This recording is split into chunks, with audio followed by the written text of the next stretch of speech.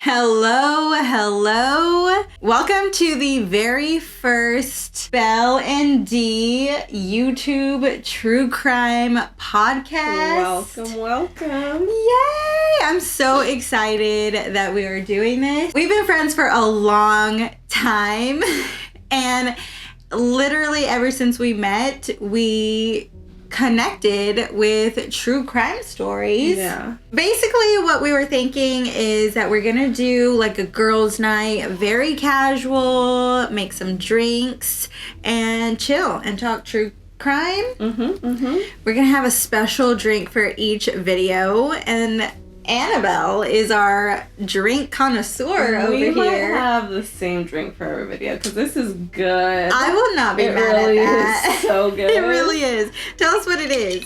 So it is coffee, oat milk, something. So you just take, They're regular again. Take some brown sugar, water, cinnamon, a little bit of vanilla, and heat that up to make like a brown sugar simple syrup. Shake that in a shaker, that simple syrup with espresso, peanut butter whiskey. You do a shot of each. You shake it up real good over some ice, and then put oat milk in it. So good. This is probably one of the top drinks I've ever had in my entire life. And I've drank a lot in my I just stopped drinking espresso, maybe. I know, it's like 2 p.m. on a Sunday. Yikes. I'll be wired until tomorrow. Oh my God. I'll be wired until like 10 a.m.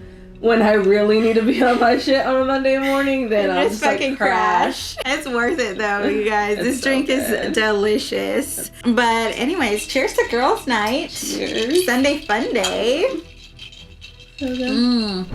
Let's talk about today's story though, because it hits really close to home, especially for you. Yeah. So my mother-in-law is actually the one who told me about this because the murderer in this story is her cousin. Yeah. What? I know. Wow. Okay. So what happened?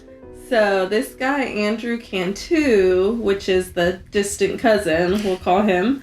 Very distant. Very distant cousin. He was convicted of fatally stabbing 3 people and then setting their house on fire. It was in June 11th, 1990. This guy, Cantu, and 2 of his associates. Cantu cuts a hole out the window, out the screen in the back. He crawls in and stabs these 3 people, Jean, Helen, and Billy. Jean and Helen were married. They were 64, and then Billy was Jean's brother, I believe, and he was 60. So the 2 associates say that by the time they crawled into the hole Cantu had cut out, after him, he was already like stabbing. He ransacked the house looking for money and jewelry and stuff, and I guess they didn't find what they were looking for. I don't know even if they took anything, but they left him there, stabbed to death, lit the house on fire, and took off. As they drove away, Cantu ordered Flores to get rid of the knife. Flores was one of the guys that was there with him. He threw the murder weapon out of the car window, and a woman found it while mowing her lawn. So they clearly had a really good case on Andrew Cantu. Like, there is no way. The 2 guys that were with him testified against him for a plea deal. Seems pretty open and shut, right? Like, burglary gone wrong. But what was the motive? Exactly. Like, Why that did seems he a little do this? excessive, right? Yeah. If it was a burglary gone wrong, like, you didn't have to stab these people to death. Like, or light their home on fire. Yeah. Like, it didn't have to go that far. Why did it go that far, you know? Yeah. Let me tell you why. Gregory Summers, who was actually... He was their kid. He was their son. Yes. Gregory Summers ended up hiring Andrew Cantu to murder his adoptive parents and his uncle because of $24,000 in life insurance money. Keenan Wilcox actually called in a tip saying that Gregory Summers had actually asked him to do the job first for how much? $10,000, right? Yeah, he said he had come to him with the exact same proposal. Summers had come to him and said, hey, if you kill my parents and uncle, light my house on fire. There'll be money waiting for you there. You can get in. You could take money and jewelry from there, and then whenever I get the insurance money for the house, I'll give you $10,000. And it's so sad because these parents had adopted Gregory at 3 weeks old, took care of him his whole life, gave him a good life. Those were his parents. Those were his parents. And from our research, it basically just a backstory of Gregory is that he was always given everything he wanted all the time, never heard the word no, and, you know, just grew up obviously to be a selfish, terrible person. Yeah. And it seemed like lately his dad was starting to get tired of his antics. They were always having to give him money. He was always throwing fits, getting mad if he didn't get what he wanted. And it seemed like his dad was slowly starting to finally cut him off at this point. That's when he really seems like was like ready to be done with them and just get their money. When we were researching, I was very curious, like, how did they know each other? Like, how did Summers get in contact with CANTU? Yeah. Basically, CANTU had worked for the dad, Gene, and so that's how Gregory knew CANTU. Okay. And so whenever the first guy that he approached said no, then he went to this guy, which, you know, Andrew CANTU wasn't like the most law-abiding citizen. Yeah. You know, he was on parole, so he kind of targeted someone, obviously, who that he knew would, you know, didn't have anything to lose, really. Just to give you a little more perspective into how Gregory Summers was, funeral director said that after he gave him his mother's wedding ring, you know what this dude tried to do with that wedding ring? Oh my god, what? Try to trade it for a Rottweiler.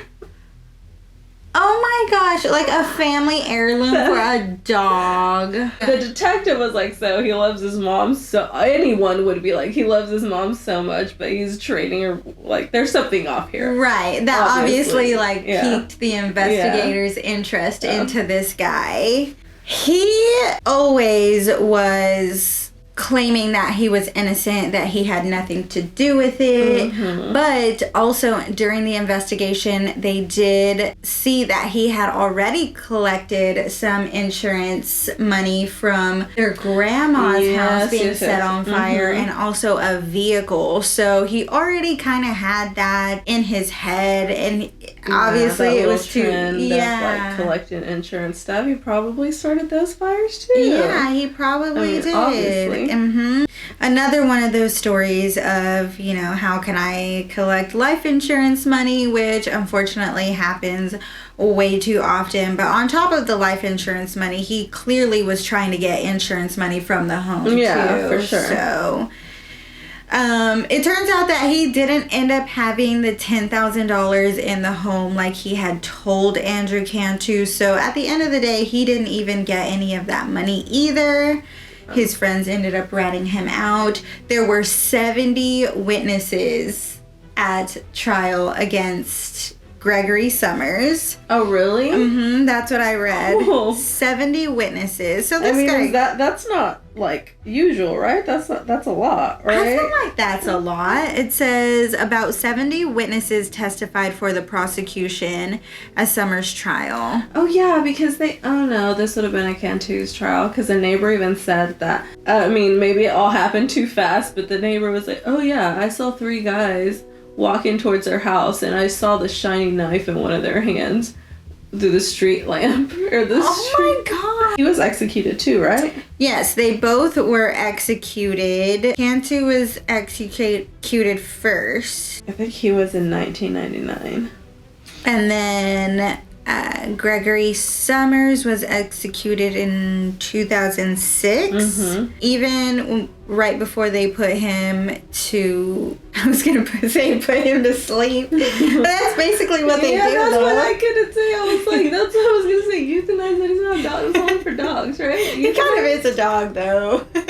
Touche. Even when they were going to execute him, it says that he offered no statement. It says Brenda Steen was quoted saying she lost her aunt and 2 uncles, so she was related to them.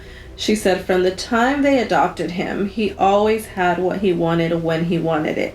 He never knew what no meant until he got older.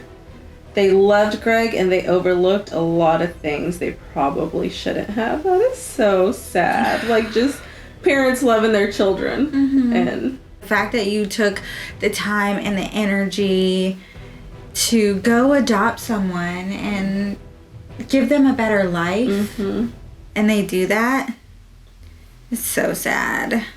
That brings us to the end of today's true crime story. We will leave the drink recipe down in the description box below. Go try it out for yourself. It really didn't take any time at all to make. Mm-hmm, mm-hmm. And it's just a whip and a shake and a pour, and mm-hmm. it's so good. Yeah, you're basically already making coffee. I'm like tempted to make this every morning. Honestly, this is the best coffee that I've had in a long time. It has a lot of brown sugar in it, though. Like a lot. Yeah, but so does the one from Starbucks. True. Touche. So, you know, if I can have a little whiskey with my brown sugar, yeah, I'm good with that. Thanks for hanging out. Cheers. Cheers to girls' night. Be sure to hit the like button, hit the subscribe button. If you have any recommendations on true crime stories, leave that in the comments below. Thanks for watching. We'll see you next time. Bye. Bye.